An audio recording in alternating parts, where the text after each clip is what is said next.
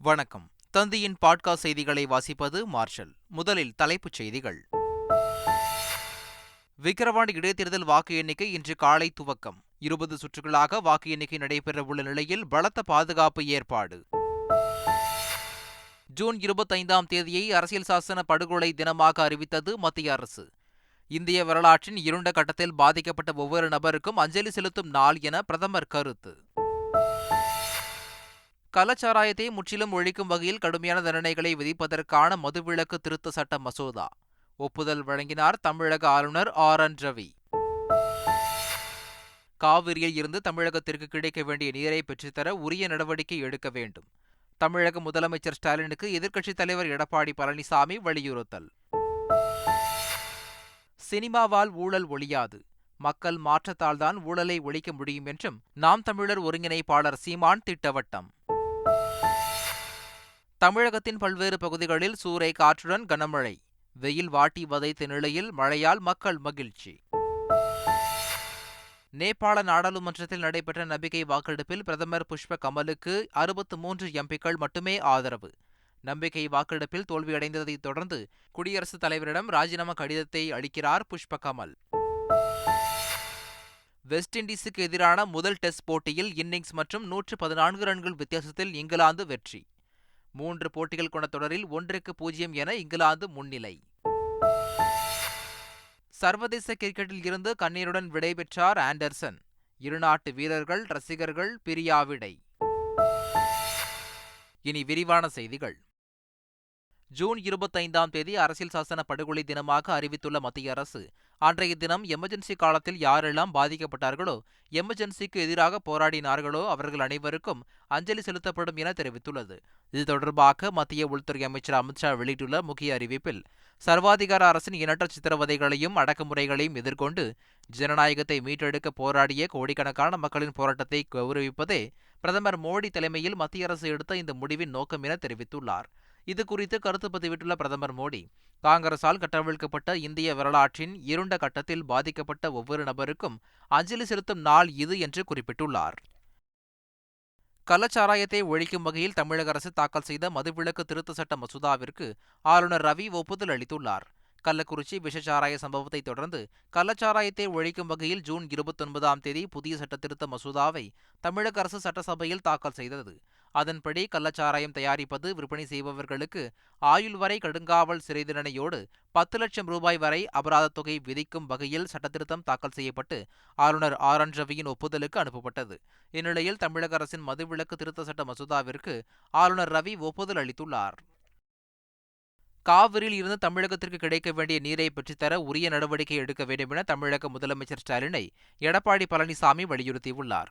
காவிரி ஒழுங்காற்று குழுவின் உத்தரவை ஏற்க மறுக்கும் கர்நாடக காங்கிரஸ் அரசின் போக்கு கடும் கண்டனத்திற்குரியது என தெரிவித்துள்ள அதிமுக பொதுச் செயலாளர் எடப்பாடி பழனிசாமி, காங்கிரஸ் தயவுக்காக தமிழ்நாட்டின் ஜீவாதார உரிமையை விட்டுக் கொடுப்பது திமுக அரசின் செயலற்ற தன்மை என கடுமையாக விமர்சித்துள்ளார். மேலும் டெல்டா விவசாயிகள் நலனை கருத்திற்கொண்டு உடனடியாக காவிரி விவகாரத்தில் தீர்க்கமான நடவடிக்கைகளை முதலமைச்சர் மேற்கொள்ள வேண்டும் என அவர் வலியுறுத்தியுள்ளார்.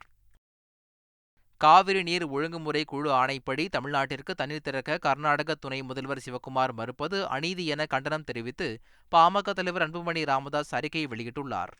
மேலும் காவிரி ஆற்றின் குறுக்கே கட்டப்பட்டுள்ள அணைகள் அனைத்தையும் காவிரி மேலாண்மை ஆணையத்தின் கட்டுப்பாட்டில் கொண்டுவர ஆணையிடக் கோரி உச்சநீதிமன்றத்தில் தமிழக அரசு வழக்கு தொடர வேண்டும் என்றும் அவர் வலியுறுத்தியுள்ளார்.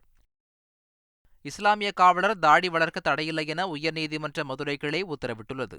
மதுரையைச் சேர்ந்த அப்துல் காதர் இப்ராஹிம் என்ற காவலர் உயர்நீதிமன்ற மதுரை கிளையில் மனு தாக்கல் செய்திருந்தார். அதில் தாடி வைத்திருந்ததால் தனது ஊதிய உயர்வை நிறுத்தி வைத்து பிறப்பிக்கப்பட்ட உத்தரவை ரத்து செய்யக்கோரி மனு தாக்கல் செய்திருந்தார். இந்த வழக்கை விசாரித்த நீதிபதி விக்டோரியா கௌரி, இஸ்லாமிய காவலர் தாடி வளர்க்க தடையில்லை என உத்தரவு பிறப்பித்தார். மேலும் மனுதாரருக்கான ஊதிய உயர்வை நிறுத்தி வைத்த உத்தரவையும் ரத்து செய்வதாக தீர்ப்பளித்தார். பல்வேறு மதங்களையும் கலாச்சாரங்களையும் கொண்டதுதான் இந்தியா என்று தெரிவித்த நீதிபதி விக்டோரியா கௌரி, நபிகள் நாயகத்தை பின்பற்றும் இஸ்லாமியர்கள் வாழ்க்கை முழுவதும் தாடி வைத்திருப்பதை வழக்கமாக கொண்டுள்ளதாக குறிப்பிட்டார். நியோமேக்ஸ் நிதி நிறுவனத்தின் மோசடி வழக்கை 15 மாதத்திற்குள் முடித்து குற்றப்பத்திரிகையை தாக்கல் செய்ய வேண்டுமென பொருளாதார குற்றப்பிரிவு போலீசாருக்கு உயர்நீதிமன்ற மதுரை கிளை உத்தரவிட்டுள்ளது. இது தொடர்பான வழக்கை விசாரித்த நீதிபதி, பாதிக்கப்பட்ட அனைவரிடமும் புகார் பெறும் வகையில் உரிய விவரங்களுடன் செய்தித்தாள்களில் விளம்பரம் கொடுக்க வேண்டுமென தெரிவித்தார். மேலும் நிறுவனத்திற்கு சொந்தமான சொத்துக்களை விரைவாக கண்டறிந்து அவற்றை உரிய முறையில் விற்பனை செய்ய வேண்டும் எனவும், அவற்றின் மூலம் கிடைக்கும் தொகையை விசாரணை நீதிமன்றத்தின் அனுமதியுடன் பாதிக்கப்பட்டவர்களுக்கு வழங்க வேண்டும் எனவும் கூறிய நீதிபதி, விசாரணையை 15 மாதங்களுக்குள் முடித்து குற்றப்பத்திரிகையை தாக்கல் செய்ய வேண்டும் என்றும் உத்தரவிட்டார். தமிழ்நாடு மின் உற்பத்தி மற்றும் பகிர்மான கழகம் 2 நிறுவனங்களாக பிரிக்கப்பட்டுள்ளதற்கு மத்திய அரசு ஒப்புதல் வழங்கியுள்ளது. தமிழ்நாடு மின் உற்பத்தி மற்றும் பகிர்மான கழகம் எனப்படும் டான்ஜெட்கோ நிறுவனத்தை மறுசீரமைப்பு செய்ய தமிழக அரசு முடிவு செய்தது. இதன்படி தமிழ்நாடு மின் உற்பத்தி மற்றும் பகிர்மான கழகத்தின் மரபு சார்ந்த படிம எரிபொருள் மின் உற்பத்தி நடவடிக்கைகளை மேற்கொள்ள தமிழ்நாடு மின் உற்பத்தி கழகம் உருவாக்கப்பட்டுள்ளது.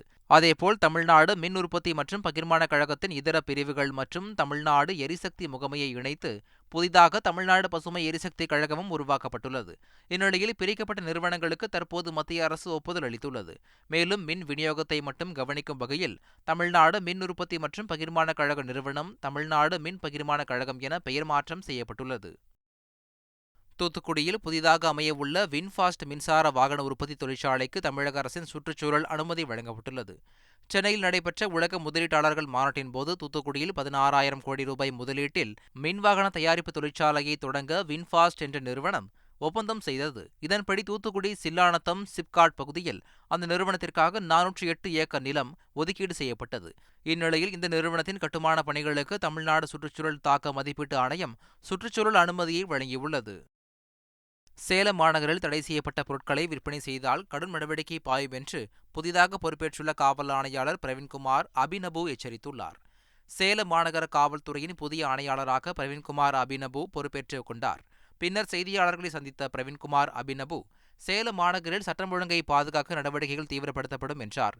மேலும் குற்ற சம்பவங்கள் முழுமையாக கட்டுப்படுத்தப்படும், குழந்தைகள் பெண்களுக்கு எதிரான குற்ற சம்பவங்களுக்கு முக்கியத்துவம் அளிக்கப்படும் என்றும் தெரிவித்தார். பல ஆண்டுகளுக்கு முன் இந்தியன் முதல் பாகம் வந்த நிலையில் ஊழல் ஒழிந்து விட்டதா என கேள்வி எழுப்பிய சீமான், ஊழலை ஒழிக்க மக்கள்தான் மாற வேண்டும் என்று தெரிவித்தார். 100 படங்கள் வந்தாலும் ஊழலை ஒழிக்க முடியாது எனவும் அவர் தெரிவித்தார். ஒண்ணு வந்துருச்சு, படம் முடிஞ்சிருச்சு, ஊழல் லஞ்சம் ஒழிஞ்சிருச்சான்னு கேட்டா பதில் இருக்கா? இல்ல இன்னும் 10 படம், இன்னும் 100 படம் எடுத்தா கூட இந்த ஊழல் லஞ்சத்தை ஒழிக்க முடியாது. நீங்க மாறணும், ஊழல் லஞ்சத்துக்கு எதிராக நான் மாறணும், இவர் மாறணும், அவர் மாறணும். அப்போ ஒவ்வொருத்தரும் ஊழல் லஞ்சத்திற்கு எதிராக மாறினால்தான் மாறும். அதுதான் படம் வலியுறுத்து. தமிழ்நாட்டில் கூலிக்கு கொலை செய்யும் கும்பலை இரும்புக்கரம் கொண்டு அரசு அடக்க வேண்டுமென விசிக தலைவர் திருமாவளவன் வலியுறுத்தியுள்ளார். சென்னை தலைமைச் செயலகத்தில் முதலமைச்சர் ஸ்டாலினை விசிக தலைவர் திருமாவளவன் இன்று சந்தித்து பேசினார். இந்த சந்திப்பின் போது தமிழ்நாட்டின் சட்டம் ஒழுங்கு குறித்து பேசிய திருமாவளவன் முதலமைச்சர் ஸ்டாலினிடம் கோரிக்கை மனு ஒன்றையும் அளித்தார். அந்த மனுவில் தமிழ்நாட்டில் சட்டம் ஒழுங்கு சீர்குலைந்து அரசின் நற்பெயருக்கு களங்கம் ஏற்படுத்தவும், மக்கள் நலத் திட்டங்களை முடக்கவும் வலதுசாரிகளின் சதிவேலை நடப்பதாகவும், ஒருபுறம் சமூக விரோதிகளுக்கு அரசியல் அடைக்கலம் தந்து மறுபுறம் சமூக விரோதிகளால் பாதிக்கப்படுபவர்களுக்கு ஆதரவாக பேசுவது போல் அவர்கள் நாடகமாடுகிறார்கள் என்றும் திருமாவளவன் குறிப்பிட்டுள்ளார். 46வது முறையாக முன்னாள் அமைச்சர் செந்தில் பாலாஜியின் நீதிமன்ற காவல் நீட்டிக்கப்பட்டுள்ளது. புழல் சிறையில் அடைக்கப்பட்டுள்ள செந்தில் பாலாஜியின் நீதிமன்ற காவல் முடிவடைந்த நிலையில் சட்டவிரோத பண பரிமாற்ற தடைச்சட்ட வழக்கில் கைது செய்யப்பட்டுள்ள முன்னாள் அமைச்சர் செந்தில் பாலாஜியின் நீதிமன்ற காவலை ஜூலை 16ஆம் தேதி வரை நீட்டித்து சென்னை முதன்மை அமர்வு நீதிமன்றம் உத்தரவிட்டுள்ளது. ஆதி திராவிட மக்களின் நலன் காப்பதில் தமிழ்நாடு முன்னணி மாநிலமாக விளங்குவதாக தமிழக அரசு தெரிவித்துள்ளது. இது தொடர்பாக வெளியிட்டுள்ள அறிக்கையில், முதலமைச்சர் ஸ்டாலின் உத்தரவுப்படி ஆதி திராவிட மக்கள் ஏற்றம் பெற எண்ணற்ற திட்டங்கள் நிறைவேற்றப்பட்டு உள்ளதாக தெரிவிக்கப்பட்டுள்ளது. ஆதி திராவிட இளைஞர்களின் கல்விக்கு 2252 கோடியும், அண்ணல் அம்பேத்கர் தொழில் முன்னோடிகள் திட்டத்தில் 100 கோடியும், அயோத்திதாச பண்டிதர் குடியிருப்பு மேம்பாட்டு திட்டத்தில் 1000 கோடியும் நிதி ஒதுக்கப்பட்டுள்ளதாக தெரிவிக்கப்பட்டுள்ளது. கேரளாவில் பல்வேறு வகையான காய்ச்சலுக்கு ஒரே நாளில் 11 பேர் உயிரிழந்த சம்பவம் அதிர்ச்சியை ஏற்படுத்தியுள்ளது. கேரளாவில் கடந்த சில மாதங்களாக பல வகையான காய்ச்சலால் பாதிக்கப்படுபவர்களின் எண்ணிக்கை அதிகரித்து வருகிறது.